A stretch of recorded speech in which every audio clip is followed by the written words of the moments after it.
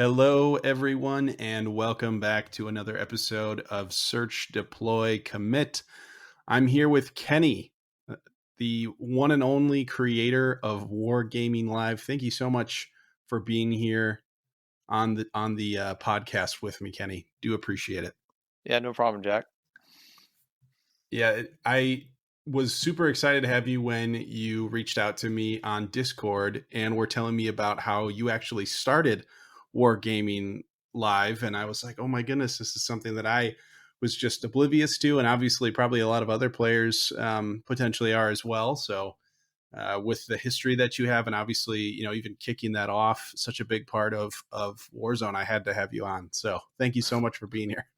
No, thank you for the opportunity. This is awesome to be here.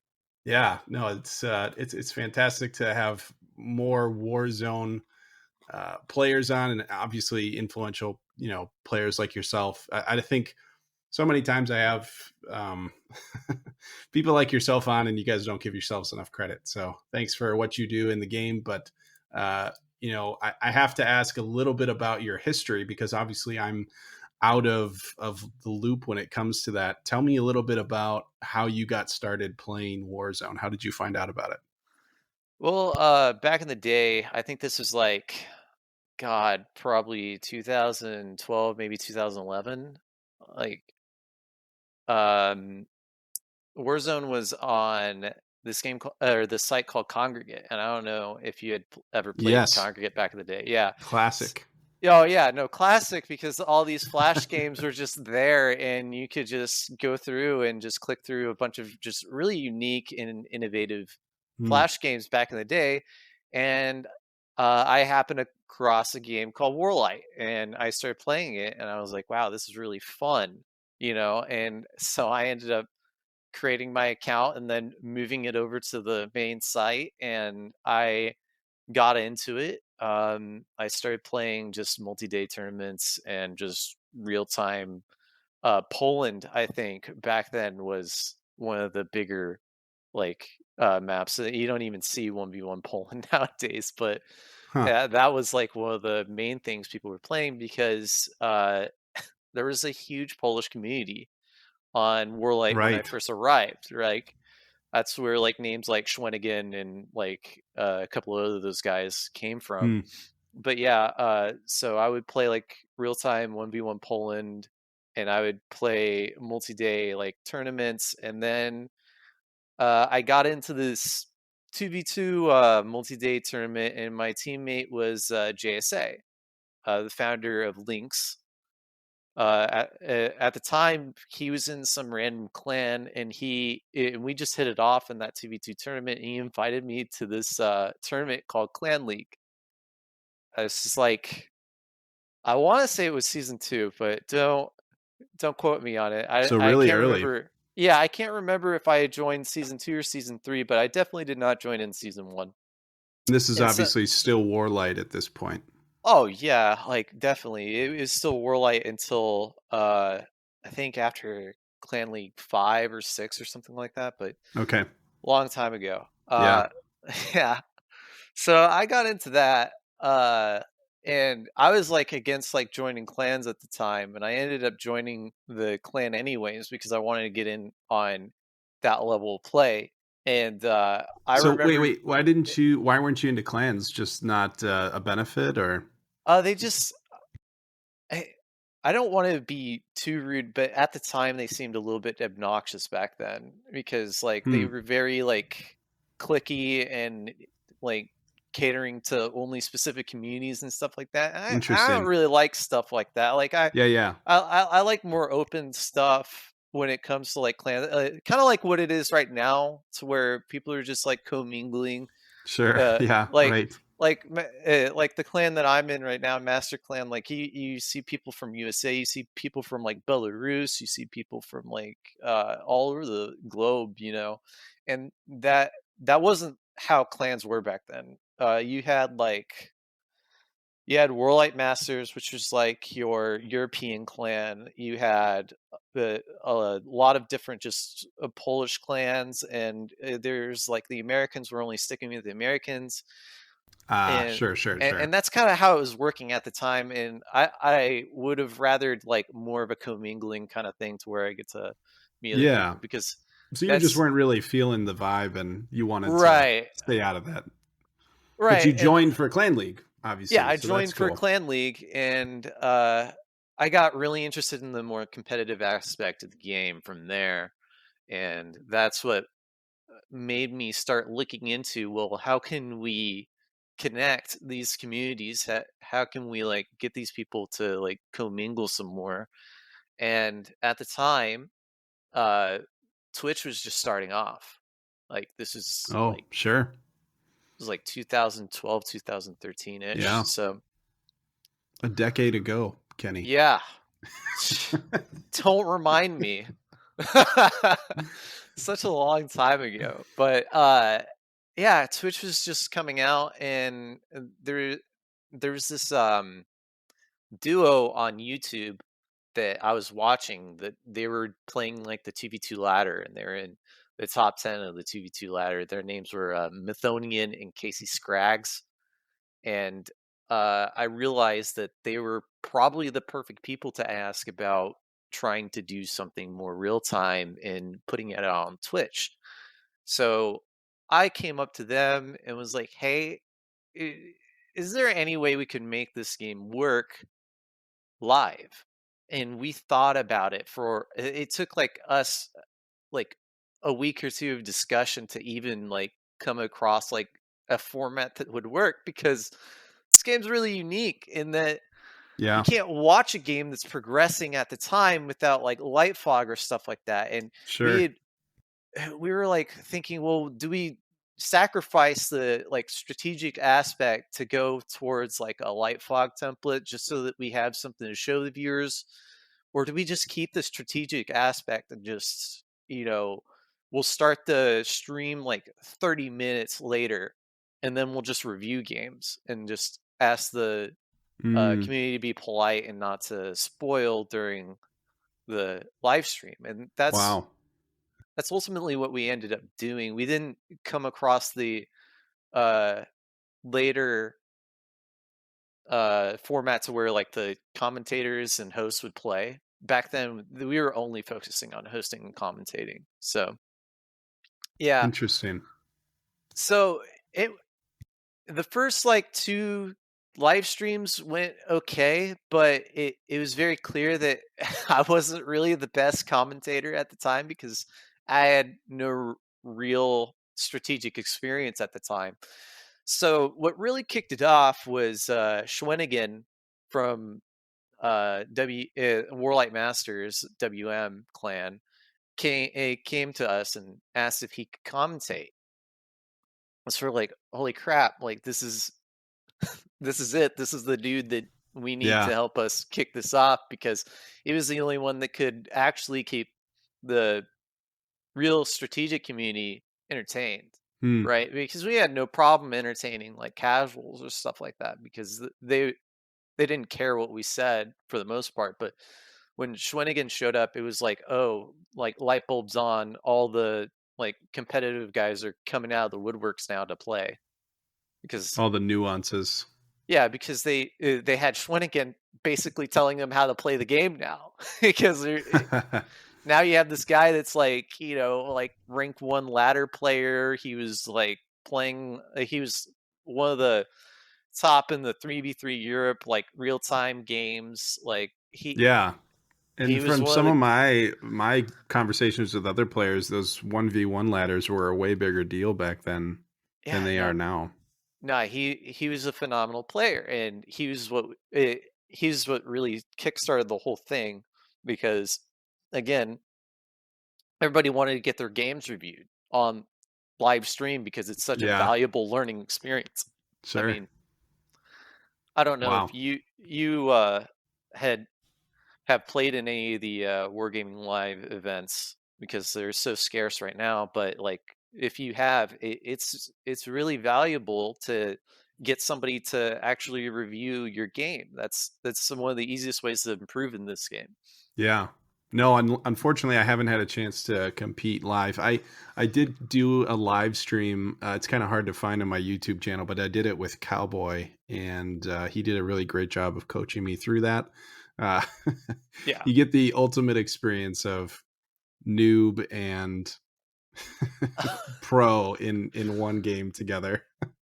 I think we Yeah. missed out on some of our placements because of him explaining to me good picks, and our timer ran out.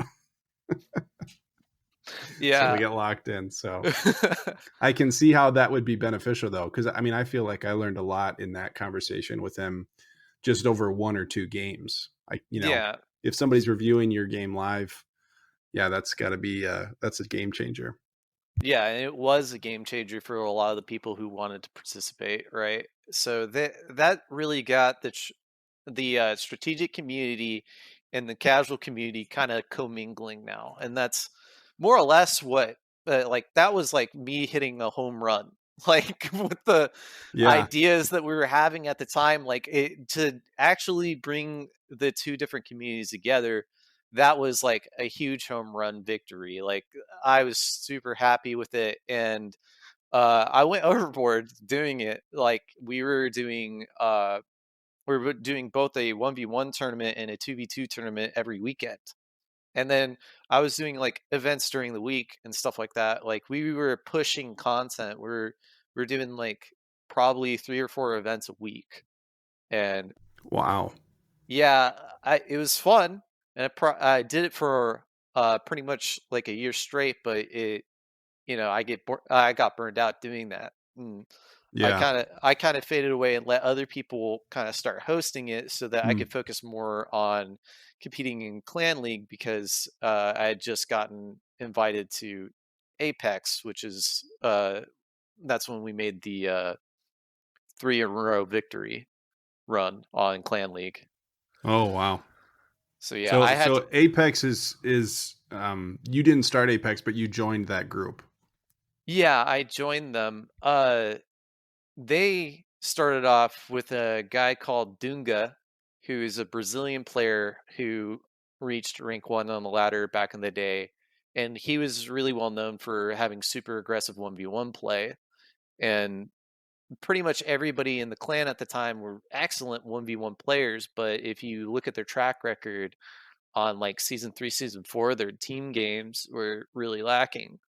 Um, with the exception 2v2, because they had a Brisk and Grona who were really great at 2v2. Hmm. Anyways, I had I had started at WGL. I had started working on team play because I really enjoy 2v2s and 3v3s, and I reached out to Apex saying, "Hey, I would like to join you guys and try to help you guys figure out where the mistakes are coming in on the 3v3 and the 2v2s, so that Apex can become like the dominant clan in Clan League." And it took, I want to say, like I applied and it took like 3 months of discussion for them to let me in, because I was not Wow. a great 1v1 player, and I was just starting to hit the more like skill peak when it came to like 2v2 3v3 at the time.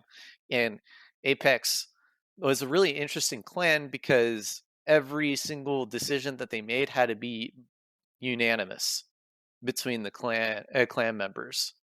So you're talking about like Interesting. 7 guys that had to talk it out, and they all had to meet me and play 1v1s with me, and like actually we went back and forth for a while, so that's why it took such a long time. But once I got in there, I became more their spokesperson, and I started really training on 3v3s and 2v2s, and that's when we started our run back then.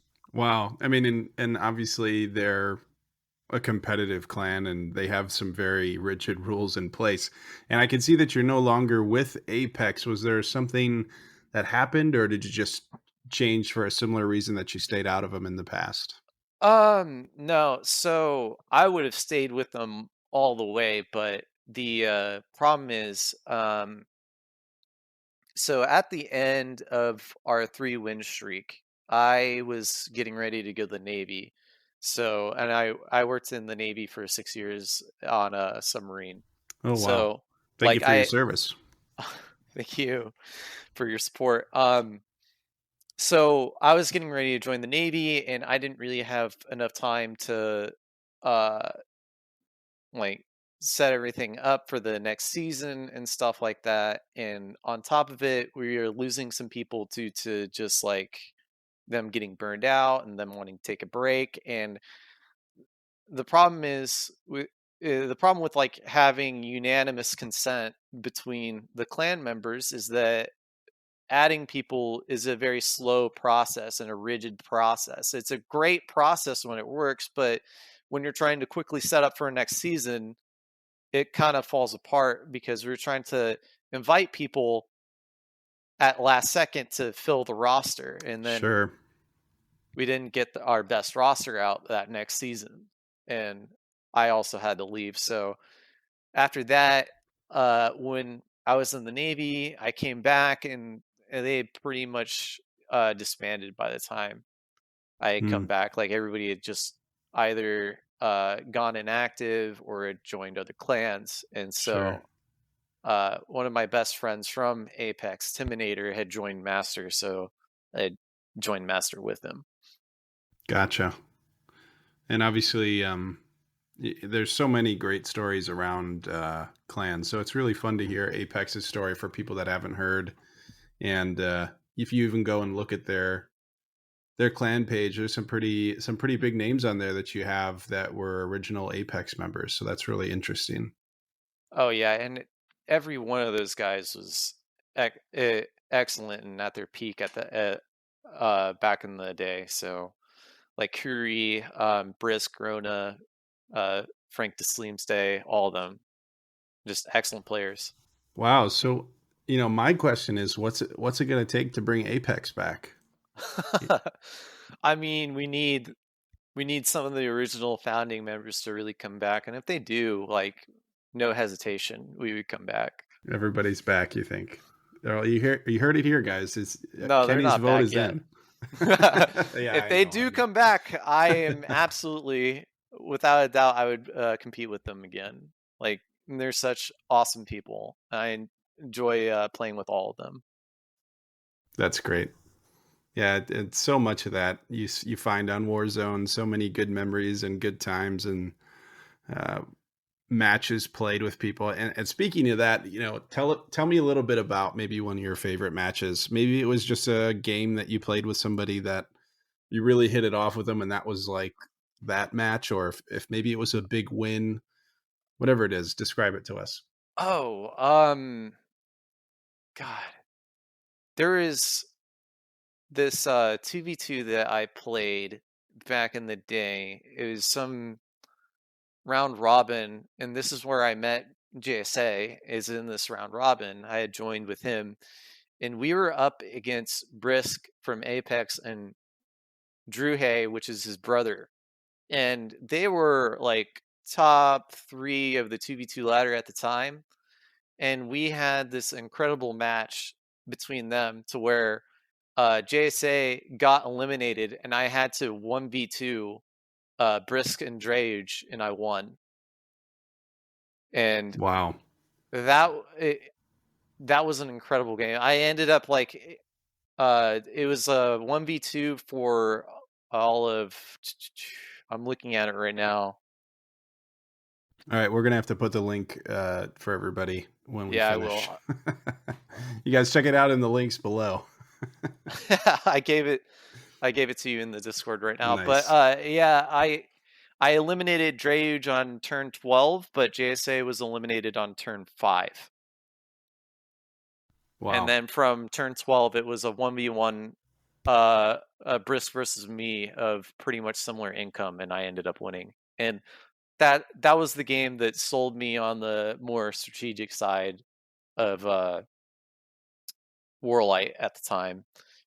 And that's what got me interested in Clan League, and then later joining Apex. Is that match was a big one that was like, holy, it was like, oh my god, these guys are incredibly good, but I can kind of compete with them, you know? Yeah. Yeah, those moments that you have in the game, especially in favorite matches where you realize, wow, this is I could get used to this, right? Yeah, Yeah, absolutely. that's a fantastic one. And so, tell me a little bit about that hectic time that was, 3 days a week wargaming live. What what was it that was really pushing you to keep doing that? I mean, it sounds like it was really important that you were bringing, the casual players, the more competitive players, but then also the different clans together in a way. Was that kind of the driving force for you, or like what was it that just kept you going, 3 days a week for like a year? Um, that's a really good question. I think it was just the response that we got from the community, right? So, without the community having such a great response to the content that I was creating and the events that I was making, I wouldn't have done any of it, to be honest. So what really got me going was all the positive support that I had from the Warlight community, and they were constantly pitching me ideas. They were constantly being like, "Hey, hey Kenny, we should try to do our next event like this." I mean, it was really awesome. Just everything just kind of clicked together, and the community just was very vibrant and just trying to push for more and more content like that. So it was more the demand from the community to keep it going that it kept me wanting to uh, do that grind. Wow. Yeah, That's awesome. I think well, I was just when you said that, I was like, wow. I mean, I know when I started the podcast, there was definitely some drive in myself to keep it going pretty consistently, but good for you to listen to, the people that were watching your content and continue to make them happy. I think that's really important as a creator, especially for this community is, you know, my desire as this creator for this podcast and for any other content I put out is for the whole Warzone community and everybody all over the world that plays. And I think it's pretty obvious your thought process very similar. yeah. Um, After playing so much and experiencing so much interaction from all these different types of players, what is something that you think you could share for like a newer player, specifically that would help them improve, or maybe a facet about the game that they haven't experienced or checked out yet? What would your best advice be to them? So for newer players, I think the most important thing to do is to review your games as you're playing. Like don't just win a game and then move on to the next game. Figure out why you won that game. What was the move that made it so that it was impossible for you to lose the game from then on? Because understanding those critical points in a game will allow you to reproduce that over and over again. And I think when I was learning this game, probably the best resource that I could think of at the time to learn how to play the game was to just look at ladder games, like 1v1 ladder games. Let's say like that's the template that you want to improve at. Well, it turns out that there's hundreds of games to look at. You can look at how the top level players play. You can look at how players near your skill level play, and you want to be asking yourself questions like, why did they pick this pick? Why did they do this move? Why did they do specifically the things that they did, and why did they win, or why did the loser lose? And if you can identify those points, then you can kind of replicate it, and that is probably the best way to learn the game.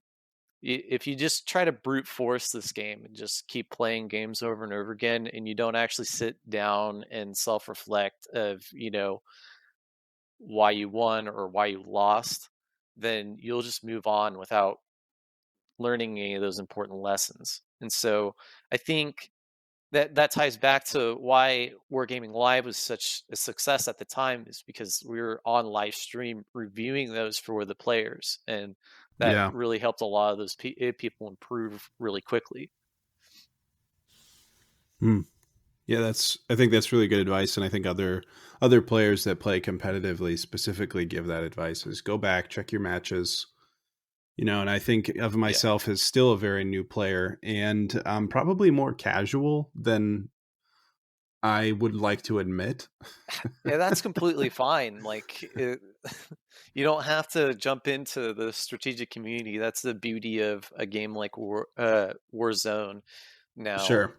is that there's so many different templates to play. There's so many different ways to play the game that you don't necessarily have to jump straight into the strategic community or anything like that. Oh, You can sure. find what you just enjoy doing. Yeah, and that kind of it's funny that you say that. It kind of plays into the next question I was wanting to ask you, which, you talk so much about the history that you've had with the game, and you've really grown with it. You started very early in its development and inception, right? I mean, playing it as a flash game and seeing it grow from that. What what about the new features or benefits, or maybe other aspects of the game have you really enjoyed as you've seen it progress and get better? Or maybe an old feature that was like, either great or maybe is just wow, that was terrible. Glad that you new players don't have to experience that.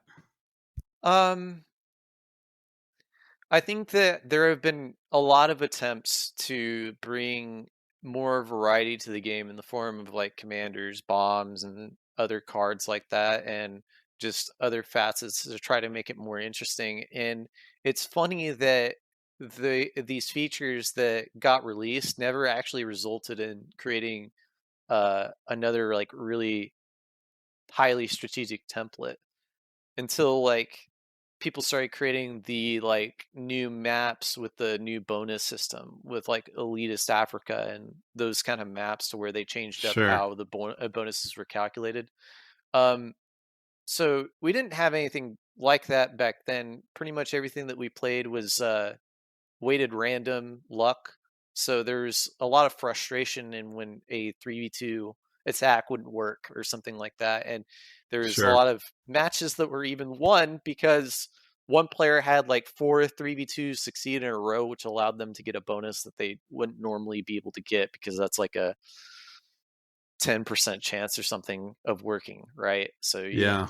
1 in 10 matches, you'll see something like that. So I Wow. think the game kind of progressed in being more luck based and more like risk and turning into more like chess over the years is kind of what I observed, because we used to really like those luck based templates, and then slowly the strategic community would just get frustrated with those luck based templates, and they started using straight round and going to a 0% straight round. And I remember there being this huge backlash from the community, like why are you guys trying to remove luck from these games? And there's there were these huge discussions about how like, oh, weighted random is the only real way to play this game versus like Wow. straight round. Like there's debates like that. So I would say, yeah, it kind of evolved from this luck based game into this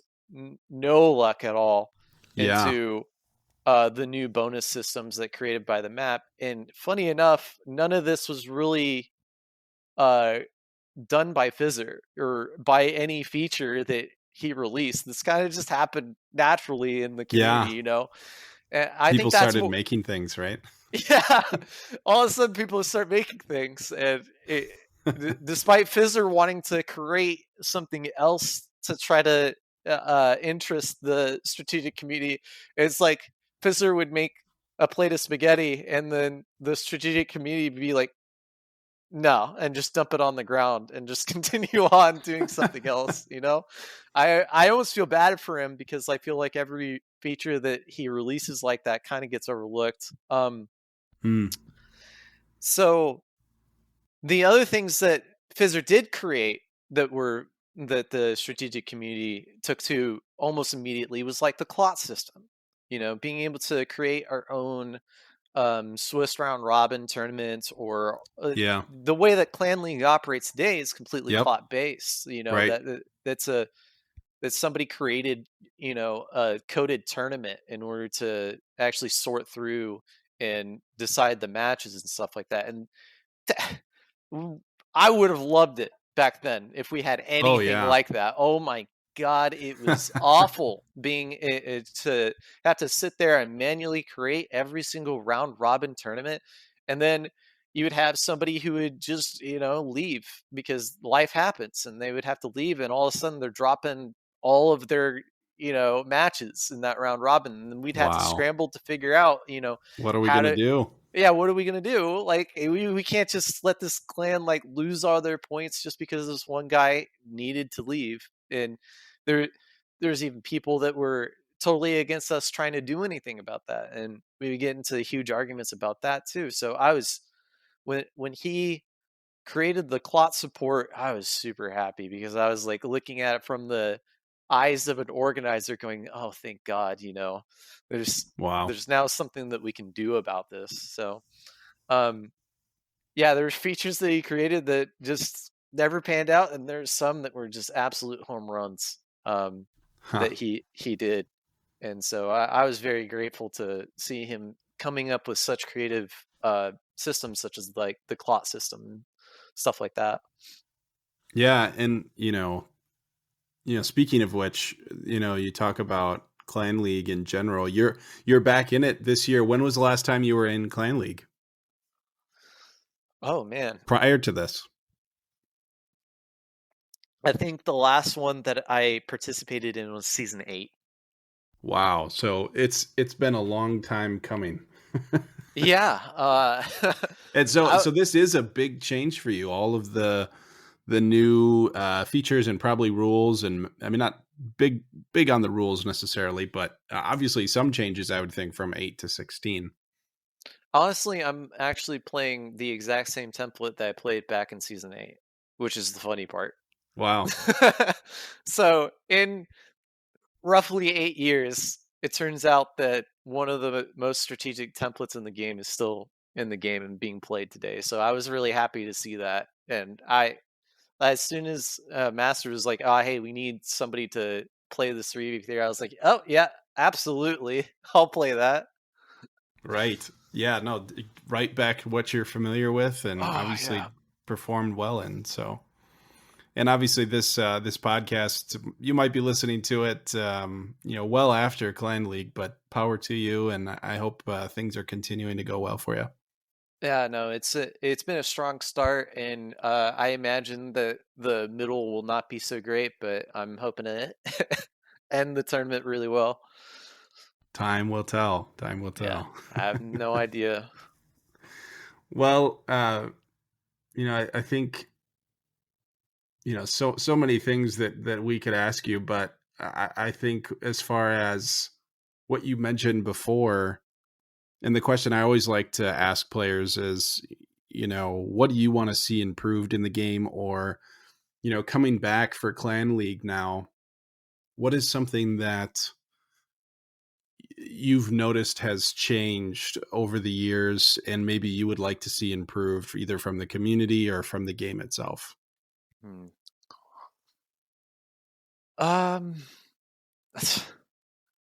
there's a lot that I think for at least the event side, I think that people have kind of gravitated towards only Clan League, especially for like the team aspect of the game, like the 3v3s and the 2v2s. And I don't see a lot of events that focus around the 2v2s and 3v3s. So I it kind of makes me sad because that's kind of like my bread and butter right there. Is I love playing Yeah. 2v2s and 3v3s. So I wish that there was more events like that. And if I had time, I would probably revive some of my old team oriented events, Hmm. but I unfortunately don't have that time. Yeah. I mean, and again, you talk about the beauty of the game. I think that's a big part of Warzone is for me is, a lot of us just don't have time, but I might have a little bit of time in between my activities to and my responsibilities to make a couple moves on my map in Warzone, and I think that's what's pretty special about the game. But yeah, some of these extracurriculars are tough. So we, Yeah. I think you've been with this game for a long time. War Gaming Live was a treat for all of us, and obviously with PS and yourself and everybody else that was involved has continued to keep this community, really strong. So we thank you for your contributions, for getting this going, and really in a way help set me up as well for the community that's still here. So thank you for what you're doing and what you've done. And uh, I have to ask you. I kind of shared what has always brought me back to Warzone, and it's my ability to play when I have time, and the community and the people that are here. But what is it for you specifically that brings you back to Warzone? Oh, it's definitely the people that I play with, especially in Masters. They're all awesome people. Even when I was in Apex, there was a lot of people in Masters that I was like looking at and going, man, I would love to, play with them, or at least, just banter back and forth with them. And so I think that is mainly what brings me back, because if I wasn't in some sort of like clan or community that I was so strongly against when I first, joined, uh, it that connection right there is really what brings me back, and being able to see these guys that I played with like almost 8 years ago still enjoying the game today, and getting to catch up with them and actually play alongside them has been a treat. It's been great. That's awesome, and I think who knows, maybe Apex will rise again. Who knows? If I could bring those guys out of retirement, I would. That's awesome. Well, hey, thank you so much for being on the podcast, and power to you and your endeavors. And thank you, everyone, for listening. We do appreciate you checking us out, and we hope we see you in the next one. Take care, everybody.